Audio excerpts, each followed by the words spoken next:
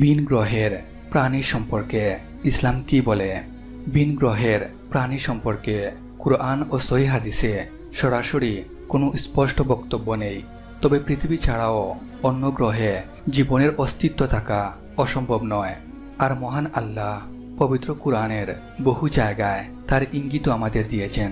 যেমন মহান আল্লাহ পবিত্র কুরআনে বলেন, তিনি এমন বহু কিছু সৃষ্টি করেছেন যা তোমরা জানো না।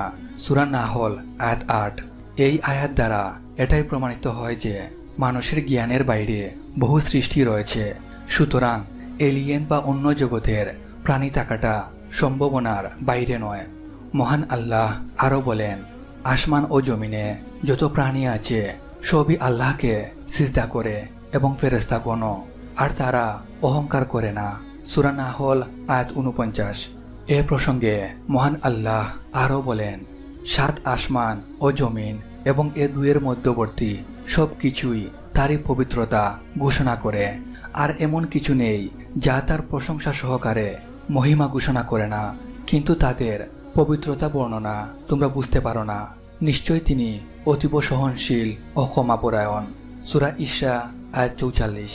মহান আল্লাহ আরও বলেন, তার নিদর্শন সমূহের অন্যতম হল নভোমণ্ডল ও ভূমণ্ডল সৃষ্টি এবং এ দুয়ের মধ্যে যে সকল জীবজন্তু তিনি ছড়িয়ে দিয়েছেন, আর তিনি যখনই ইচ্ছা এগুলিকে সমবেত করতে সক্ষম। সূরা আশ-শুরা আয়াত ২৯।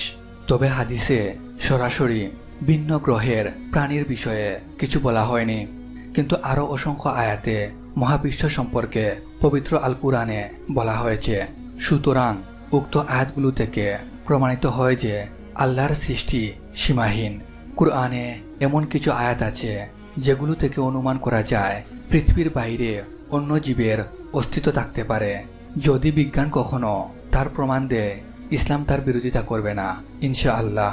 আল্লাহু আলম। আল্লাহই সর্বাধিক অবগত। মহান আল্লাহ যেন আমাদেরকে সঠিক ইসলাম বুঝার ও মানার তৌফিক দান করেন। আমিন।